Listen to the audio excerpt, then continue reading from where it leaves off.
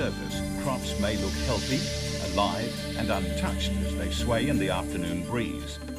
But look more closely and you may see that mice are destroying crop yield without you even knowing it. That's why it pays to be proactive to attack mouse problems. Being proactive about mice will prevent unnecessary crop loss. Nationally, mice cause many millions of dollars damage each year. For individual farms, the losses can be catastrophic. The good news is that mouse problems can be minimized with a combination of good farming practice and effective early management of emerging mouse populations. Fortunately, if mouse numbers start to threaten crops, there is now a new and powerful method to achieve effective control. Taking prompt action using Mouseoff zinc phosphide bait technology means that mice will no longer ruin crops. This video has been divided into 7 modules. Each of the 7 modules outlines a different aspect of the mouse problem and methods to manage mouse numbers to protect valuable crops. Module 1, the history of mouse problems in Australia. Serious mouse infestations have occurred in grain-growing areas for more than a century. On average, infestations occur about once every 4 to 10 years in most cereal areas. Mice are always present in cropping areas, but mostly in very low numbers. However, numbers can quickly rise to moderate or high levels. Larger plagues can destroy everything in their path, but even moderate numbers of mice can seriously damage crops. Mice can also affect stored grain and fodder and damage farm infrastructure and equipment. They can damage horticultural and viticultural crops, affect graziers, rural businesses, intensive livestock situations and wool stores. Mice can spoil food with feces and urine and can transmit diseases such as salmonella and parasites to humans and livestock. In cropping areas, mice target most major crops including cereals, legumes, pulses, sorghum and maize. High-protein vegetable crops including peas, beans and chickpeas are also at risk, along with intensive vegetable crops such as zucchini, tomatoes, eggplants, capsicums and melons. Summer and winter cereal crops are vulnerable at several stages of development, including at sowing, at flowering, right through to pre-harvest mature crops. Crop damage is often unnoticed until it is severe. Sometimes mouse damage is misdiagnosed as snail or slug damage, or the effect of moisture stress or disease. The telltale signs of mouse activity include chewed stems, damage to seed heads or debris at the base of the plant. In cereal crops such as wheat, mice chew the growing stems to feed on sap, causing the stem to collapse. Mice can drop heads by chewing through the top node at flowering. In Victoria, South Australia and New South Wales, mouse problems most commonly arise at around sowing time in autumn and also in winter during seed head development. In Queensland and WA, mice more commonly arise in crops as they approach harvest in early spring or late summer. But the timing can vary, so never turn your back on the potential for mice to cause damage. Mouse numbers commonly increase in the season after bumper crops due to high food availability. However, many factors also contribute to the occurrence of outbreaks. Harvester losses and continuous cropping of high-yielding varieties provide more feed for mice. Crop irrigation and raised beds, minimum tillage, increased stubble retention and reduced grazing also increase feed and shelter. There are good reasons for these farming practices and most are highly beneficial. However, a consequence may be increased mouse numbers. Fortunately, these mouse problems are now easily managed. There is simply no need to suffer crop loss due to mice. Mouse numbers build up to cause damage over a period of months. Sometimes the rapid increase phase is not recognized until numbers are already approaching plague proportions. The critical issue is not just how many mice are present, but what risk do they pose to the developing crop. In New South Wales in 1999, mice caused up to 40% losses in canola crops by progressively eating the new pods as they formed on the flowering stem. This damage occurred with less than 300 mice per hectare. 200 mice per hectare can eat 1% of seed planted per night, or 14% within a fortnight. It is critical to recognise early population rises and apply bait to prevent damage if crops are vulnerable. We had a very severe problem with mice back at seeding time. The mice were in large numbers and causing a lot of damage. One night I was out on the seeding and there was mice running everywhere, and so next day I baited, and the following night I went out to see if there was any numbers there, and there was none to be seen at all. This second module is designed to help you understand mouse breeding and behaviour. The common house mouse is the species that causes the most problem. They were introduced to Australia at settlement and now infest every part of the land and cities. Adult mice typically weigh 10 to 30 grams and are prolific breeders, quickly taking advantage of available food supplies. Females mate at 6 to 10 weeks of age. Gestation is about 20 days, and mothers can remate immediately after giving birth to produce up to 10 litters per year under ideal conditions. Average litter size is 5 to 6, but it can be as high as 13. Just one breeding pair can produce 500 mice over a 5-month period, but this is only achieved if the females are breeding and the survival rate of newborns is high.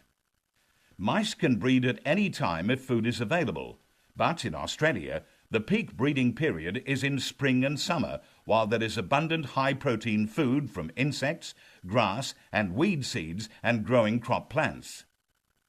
An extended breeding season allows more generations and so allows mice to reach plague proportions. This can occur over 1 or 2 seasons, so be very wary of early signs of mouse numbers rising during summer and autumn. Mice are social animals that can live in family groups of 1 to 4 individuals per burrow. Mice are active at night and feed from several sites around the nest. Mice can dig, can vertically jump up to 40 centimetres, can fall several metres without injury, and can squeeze through openings as small as 6 millimetres wide. Mice can swim, and during floods, adults may abandon newborn mice to move to dry places to then breed again once the flood abates. Depending on soil type, mouse burrows can withstand heavy rainfall. Only prolonged flooding affects adult mice in the fields. Frosts do not kill mice that are well below ground in insulated nests. 200 mice eat the equivalent of 1 sheep, consuming about 200 kilograms of food per year. However, this calculation does little justice to the true scale of damage, since mice chew the heads off stems, partially eat seed heads, remove newly sown grain, stunt early crops, and contaminate storage areas. Also, it is important to recognize that moderate mouse populations seldom crash if food is available. It is better to use bait to remove mice before planting than to delay planting or incur the cost of having to re-sow after mouse damage. We found this year that by baiting early like we did, we haven't had to bait since. We have a lot of neighbours at the moment having to bait, whereas they never worried about it earlier on. The third module looks at 2 main approaches that landholders can take that will prevent mice becoming a problem. Firstly, landholders should adopt practices that will reduce the risk of mouse numbers building up. Secondly, landholders need to use the best methods available to control infestations that are threatening to cause damage. A critical factor appears to be the amount of grain that is left on the ground after harvest. There are many ways to decrease the food supply for mice. Proper setting of harvester screens by the use of crop lifters and air fronts and by harvesting at a moderate speed will reduce grain spillage. Putting sheep back onto stubble will also reduce the cover for mice and remove residual grain on the ground. Another source of food and shelter for mice is weed seeds. Remove surface shelter and feed by slashing or spraying crop borders and around sheds. Mice very often enter crops from the borders, but beware that sometimes infestations can also arise well within a crop with little evidence of mice in the surrounding perimeter, as is shown in this damage visible from the air. It is not always wise to burn stubble. Some farmers believe that burning stubble removes mice. However, it is often patchy and only toasts spilt grain. Burning stubble can also lead to erosion problems and loss of soil structure, and does not kill mice that are in underground burrows. If mice are about, it is wise to take steps to minimize the potential for damage.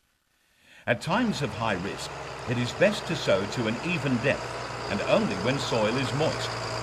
Using prickle chains or cross harrows to help cover grain will allow quick germination. However, once modest or high mouse numbers are present, generally the best approach is to bait to remove the problem. Baiting with mouse off is much cheaper than resowing or suffering severe yield loss. These management approaches will help reduce the risk of mouse infestations. In many years, the preventative approaches and normal seasonal conditions will mean that there is very little risk of mouse problems. I think next year we'd monitor probably a bit closer than we had, like we just caught them in time. Some of our neighbours sort of probably missed the boat a little bit. I think we'd monitor a little bit closer, get the mouse hole numbers and do a little bit probably more baiting. In this fourth module, we look at ways to monitor risk to your crops. On-farm monitoring of mice will indicate the extent and severity of your problem, so it is now considered vital for individual farmers to monitor for emerging mouse activity in their own crops. Mouse numbers can vary widely between and within paddocks. One paddock can be severely infested, while the rest of the farm or district is mouse-free. Do not wait for others to discover mice, as your crop may already be disappearing. Mouse activity and risks need to be assessed each season, so you identify early signs. There are a number of simple ways to monitor for mice. On sandy or clay soils, it is possible to simply count the number of active mouse holes. This is done by walking a short transect or path 100 metres long and counting the holes in a 1 metre wide strip. Assuming just 2 mice per hole, if 5 active holes are counted in 100 metres walked, there are about 1,000 mice per hectare. Unfortunately, this method is not as useful in heavy cracking clay country, as it is not always clear where the mice come to the surface. Another good method to monitor for mice is to place a series of snap-back traps baited with cardboard soaked in vegetable oil in the paddock. Place at least 20 traps at 10-metre spacing along lines. A splash of fluorescent paint makes it easier to find the traps early the next morning. Repeat trapping every few months, but increase frequency if mouse problems emerge and your crops are at risk.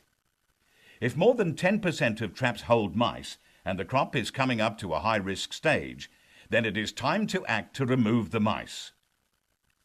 Breeding status can also be assessed in the mice caught in traps. If females show evidence of pregnancy or lactation, mouse numbers are rapidly rising. Another method is to peg out at least 20 paper squares soaked in canola oil or normal cooking oil at 10-metre intervals along transects in crops, stubbles and other areas where mice may be living. The squares are checked next morning. The amount of paper eaten overnight provides a rough index of the abundance of mice in an area. But beware, this method can underestimate the true risk, so act early if too much paper is eaten. Other methods of detecting mice are also cheap and effective. Close and regular inspection of crops may reveal signs of mouse activity. The type of damage to look for at sowing is excavation of seeds and losses of emerging seedlings. Also, look out for signs of mouse activity, like runways in the crop. Later in the crop, there may be evidence of damage to nodes, and as harvest approaches, there may be damage to seed heads, pods, and other fruit. It is also easy to check for mice after dusk using a spotlight. There may also be evidence of mice running across roads at night. Be aware that this can be a very late sign of a serious problem. Increased activity of birds of prey in the area may also indicate that mice are about. Look for evidence of mice around the house or sheds or under tins or bags. But beware, sometimes there can be high mouse numbers in the crop with few mice in the sheds and vice versa. It is best to check the crop itself for most accurate risk assessment. Not all mouse holes are active. If you're unsure, the activity of holes can be easily confirmed by lightly covering over the entrances. Then count the proportion reopened next day, or by marking around the holes with talcum powder, then checking next morning for disturbance and tracks. It is helpful for individual landholders to advise their neighbours, local government agency or merchant agronomists if problems are discovered. Early warning enables everyone to be prepared. If mice do become a problem and baiting is necessary, there is a new, safe and particularly effective product now available to all landholders. Once mouse problems are emerging and crop is at risk, it is appropriate to bait the mice to reduce numbers. Module 5 introduces a new zinc phosphide grain bait marketed under the trade name Mouseoff that has been specially developed to achieve high levels of control of mice in broadacre crops.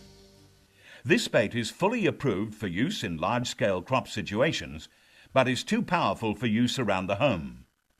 Mouseoff is manufactured from seed-certified whole wheat that has been screened, graded, and then sterilized to prevent any risk of germination of the seed itself or of any potential weed contaminants. This process also destroys any pest contamination. The grain is coated with a suspension of zinc phosphide in oil attractants that are highly palatable for mice. Generally, a single application will remove more than 90% of mice. But if there is plenty of alternative food available, retreatment may be necessary after a few weeks. Retreatment is also sometimes required if mice reinvade from untreated areas or where there are localized hotspots of mice. The larger the area treated, the greater the crop protection from reinvasion. Some dead mice will be found on the surface, but the vast majority die in their nests underground. This can be confirmed by excavating holes to find carcasses or by rechecking burrow activity after baiting. It is best to wait a few days before conducting these tests to allow all mice in an area to find bait. Mouseoff bait is available from all major rural merchant chains such as Wesfarmers, Elders, CRT, Growforce and most leading independent rural merchant stores. Mouseoff zinc phosphide bait is not available from supermarkets for domestic use. Some aerial operators also provide a full supply and lay service. When there is no demand for the bait, the stores generally do not hold stock, so allow a few days for delivery and give early alerts of your requirements. A stockpile of prepared bait, chemicals and sterilized grain for bait manufacture is always maintained by the manufacturers at Animal Control Technologies to protect the industry against any unexpected emergency. Reserves to treat more than 100,000 hectares are available for dispatch to anywhere in Australia within days. Since Mouseoff is a Schedule S7 agricultural product, some states will only allow it to be purchased by farmers who hold an appropriate chemical user's permit. Check with your local supplier for requirements. The critical thing to remember when handling any bait is to be well informed on safety and storage procedures. Mouseoff is poisonous and must be stored in a well-ventilated, locked area away from pets and children. The bait can be transported on normal trucks and utilities or farm vehicles without special warning signs or permits. However, do not transport bait in car boots or closed vehicles. This information can be found in the Mouseoff brochure, on the label of the Mouseoff drums, and by conferring with the specialists at Animal Control Technologies. Mouseoff Zp is available in 125 kilogram drums and in 15 kilogram plastic pails. This second last module looks at the different applications of Mouseoff Zp. The prescribed dose rates of 1 kilogram per hectare in any approved crop is ample to control minor or major mouse infestations at any stage of crop development. A single grain is lethal to a mouse. Thus, 1 kilogram of bait has the potential to kill more than 20,000 mice. The standard low application rate allows for high local concentrations of mice within parts of a paddock, and for some mice eating several grains before initial effects. Mouseoff Zp is broadcast by ground spreaders or aircraft. Usually, ground spreading is best suited to small areas and newly sown crops, since it is easy and cheap to drive spreaders across the affected areas.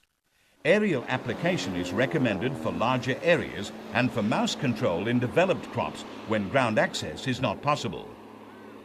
Ground spreading can be achieved using a variety of fertilizer, seed or snail bait spreaders. When applying Mouseoff, it is important to travel at a steady, slow speed and to adjust spreaders so that the bait is widely spread at no more than 1 kilo per hectare. All aerial operators have access to the correct equipment for spreading and can apply the bait very precisely by satellite navigation to GPS coordinates. Where mouse numbers are high or significant mouse damage to crops is threatened, baiting provides the only effective means of mouse control. Baiting hotspots with Mouseoff is acceptable if they are well defined and localized. But, as with most pest animal management, it is preferable to treat large areas for best protection from reinvasion. It is important to weigh the benefits of treatment against cost, but as rule of thumb, the break-even cost of bait application is at about 1% crop damage for ground application and 2% crop damage for aerial application.